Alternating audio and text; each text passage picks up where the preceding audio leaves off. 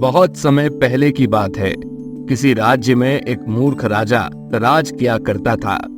उसे अपनी समझदारी पर बहुत घमंड था।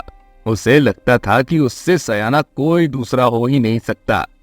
वो अक्सर अपनी मुश्किलों के लिए ऐसे हल निकालता जो उसे और बड़ी मुश्किलों में डाल देते। उसकी एक समस्या थी, वो शांति से सो नहीं पाता था। जब भी वो सोने लगता तो एक मक्खी उसे तंग करने आ जाती।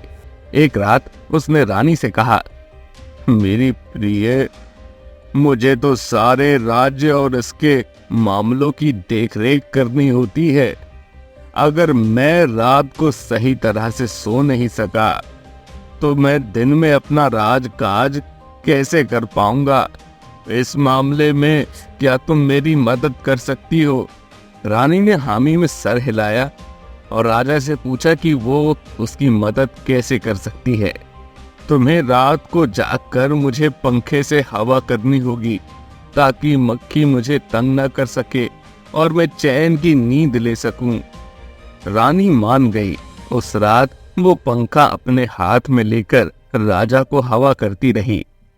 पर कुछ ही देर में रानी को भी नींद आने लगी और पंखा उसके हाथ से छूट गया और वो भी सो गई। इसलिए मौका मिलते ही मक्खी फिर से वापस आ गई और उसने राजा की नींद तोड़ दी। राजा को बहुत गुस्सा आया, पर वो रानी को कुछ नहीं कह सका। उसे दुष्ट मक्खी से निपटने के लिए कोई और उपाय तलाशना था।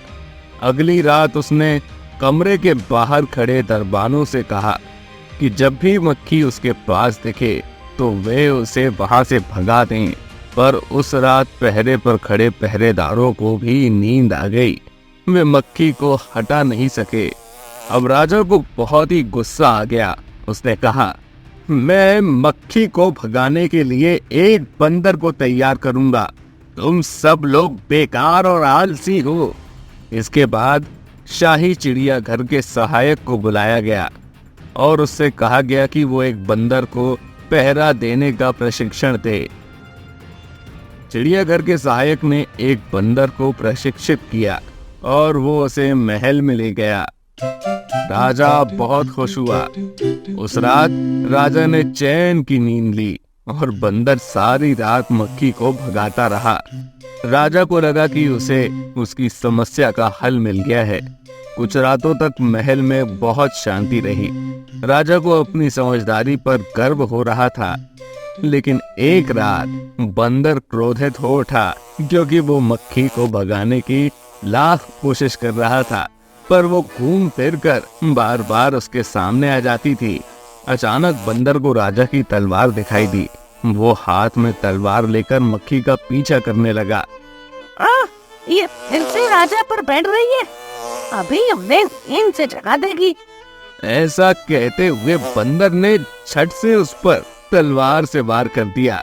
बेचारी मक्खी डरकर भागी।